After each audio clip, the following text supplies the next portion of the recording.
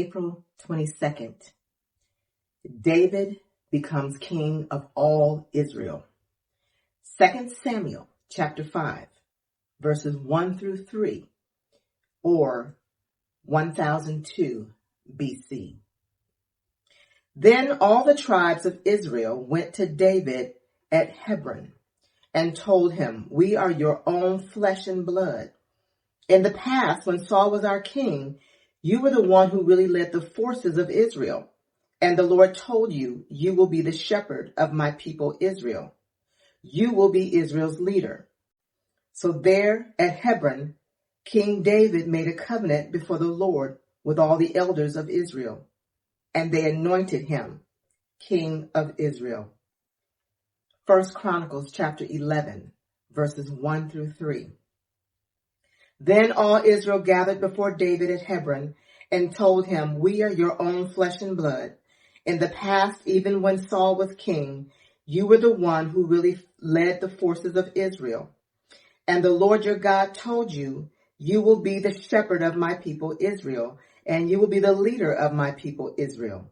So there at Hebron, David made a covenant before the Lord with all the elders of Israel, and they anointed him king of Israel, just as the Lord had promised through Samuel. 1 Chronicles chapter 12, verses 23 through 40. These are the numbers of armed forces who joined David at Hebron. They were all eager to see David become king instead of Saul, just as the Lord had promised. From the tribe of Judah, there were 6,800 warriors armed with shields and spears. From the tribe of Simeon, there were 7,100 brave warriors. From the tribe of Levi, there were 4,600 warriors. This included Jehoiada, leader of the family of Aaron, who had 3,700 under his command. This also included Zadok, a brave young warrior with 22 members of his family who were all officers. From the tribe of Benjamin, Saul's relatives, there were 3,000 warriors. Most of the men from Benjamin had remained loyal to Saul until this time. From the tribe of Ephraim, there was 20,800 brave warriors and highly respected in his own clan.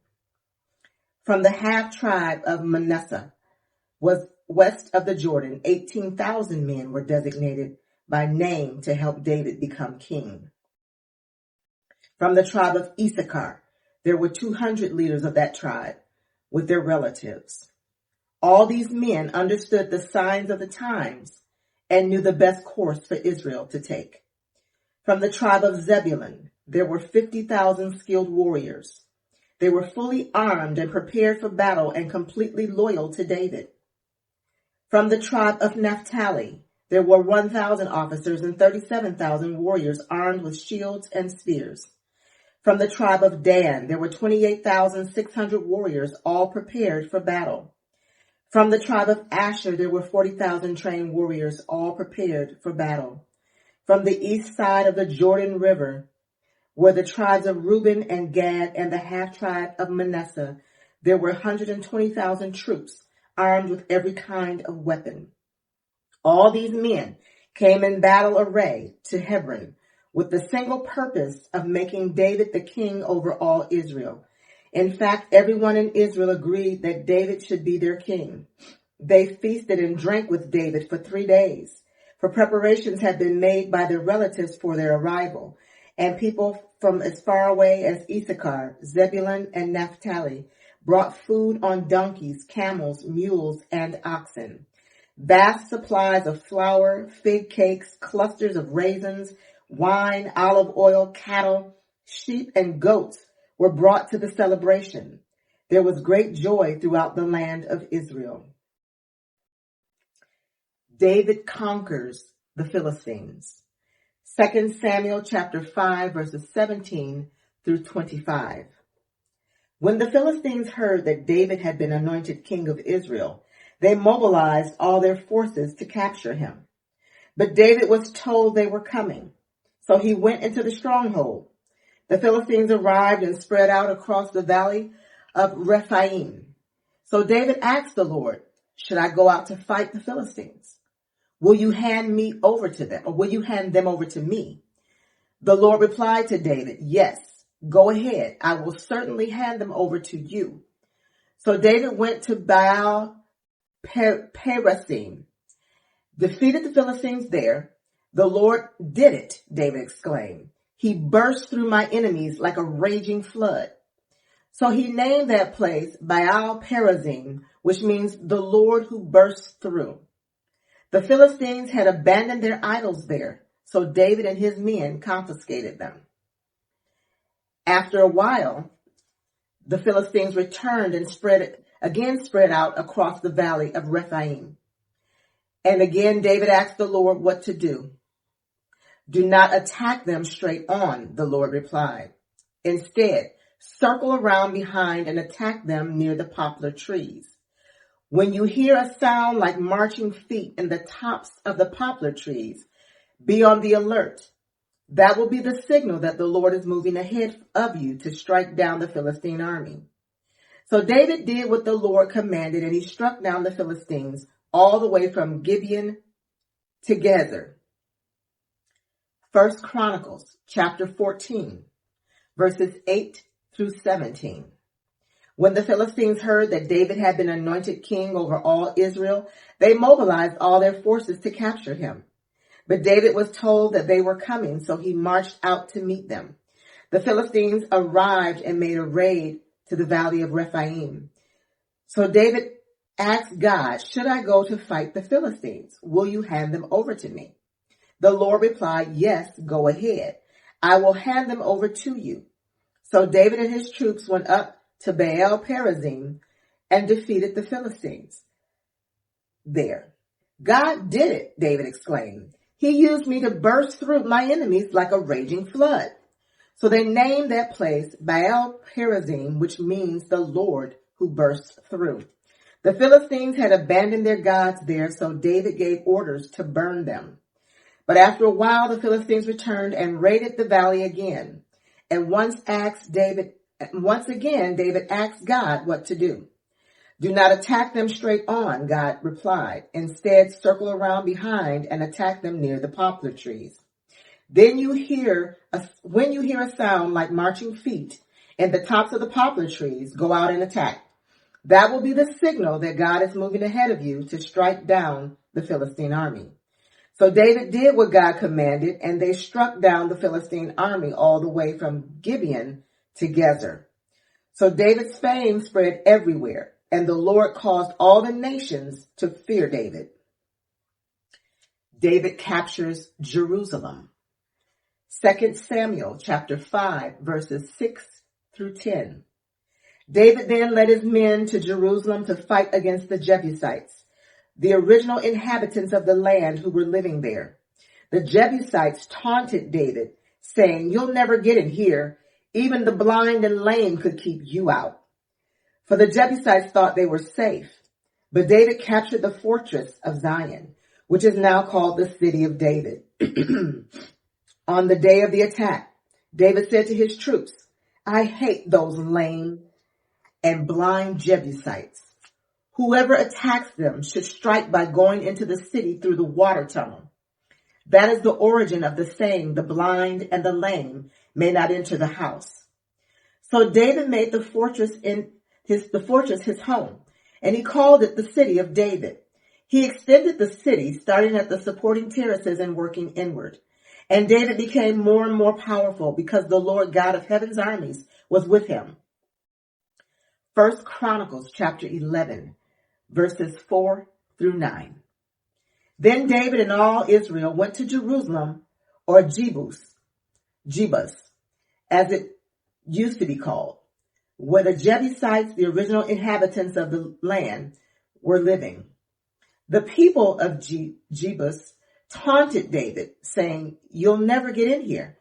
But David captured the fortress of Zion, which is now called the City of David. David had said to his troops, "Whoever is first to attack the Jebusites will become the commander of my armies." And Joab, the son of David's sister Zeruiah, was first to attack. So he became the commander of David's armies.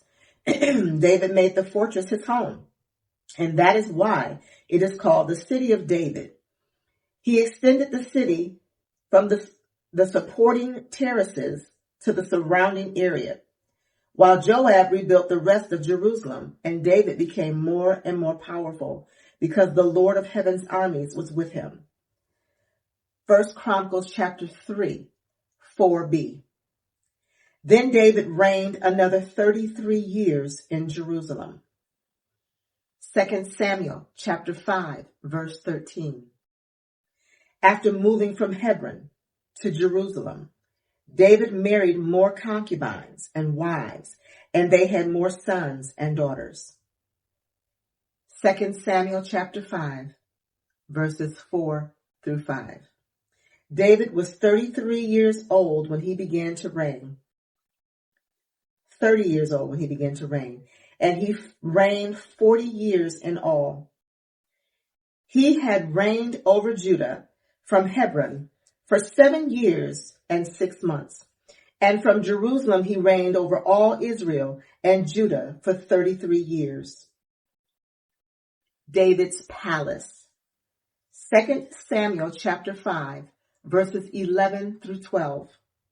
The king Hiram of Tyre sent messengers to David along with cedar timber and carpenters and stonemasons, and they built David a palace.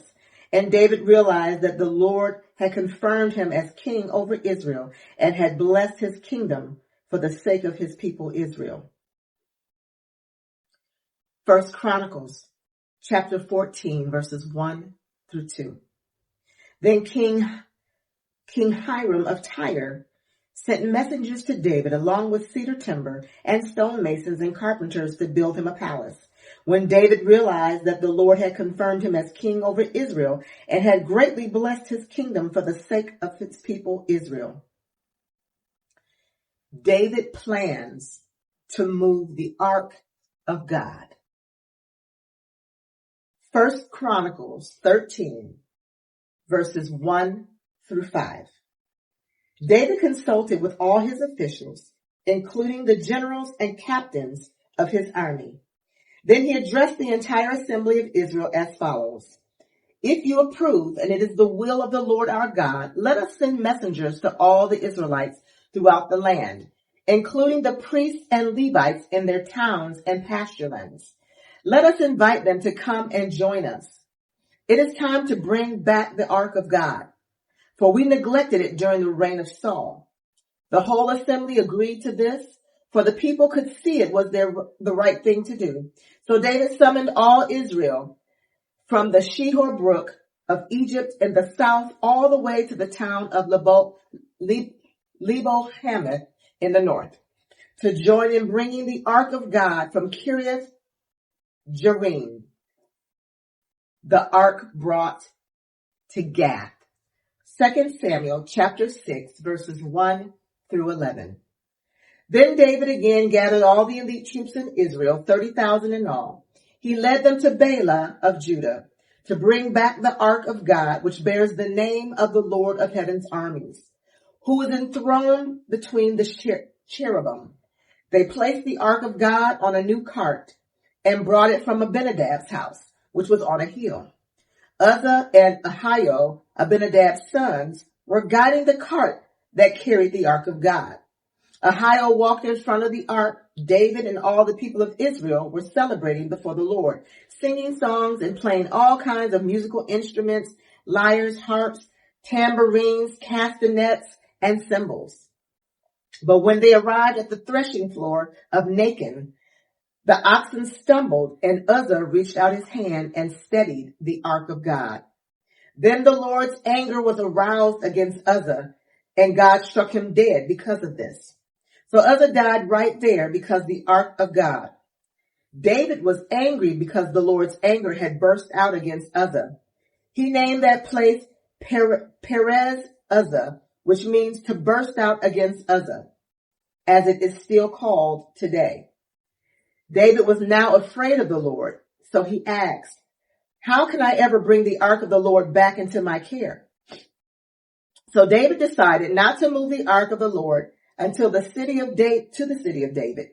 Instead, he took it to the house of Obed-Edom of Gath. The ark of the Lord remained there in Obed-Edom's house for 3 months, and the Lord blessed Obed-Edom and his entire household. 1 Chronicles chapter 13, verses 6 through 14. Then David and all Israel went to Bela of Judah, also called Kiriath Jearim, to bring back the ark of God, which bears the name of the Lord, who is enthroned between the cherubim. They placed the ark of God on a new cart and brought it from Abinadab's house. Uzzah and Ahio were guiding the cart. David and all Israel were celebrating before God with all their might, singing songs and playing all kinds of musical instruments, lyres, harps, tambourines, cymbals, and trumpets. But when they arrived at the threshing floor of Nacon, the oxen stumbled at Uzzah, and Uzzah reached out his hand to steady the ark. Then the Lord's anger was aroused against Uzzah, and he struck him dead because he had laid his hand on the ark. So Uzzah died there in the presence of God. David was angry because the Lord's anger had burst out against Uzzah. He named that place Perez Uzzah, which means to burst out against Uzzah, as it is still called today. David was now afraid of God, and he asked, "How can I ever bring the ark of God back into my care?" So David did not move the ark into the city of David. Instead, he took it to the house of Obed-Edom of Gath. The ark of God remained there in Obed-Edom's house for 3 months, and the Lord blessed the house of Obed-Edom and everything he owned. May the Lord add a blessing to the reading and to the hearing of his holy word.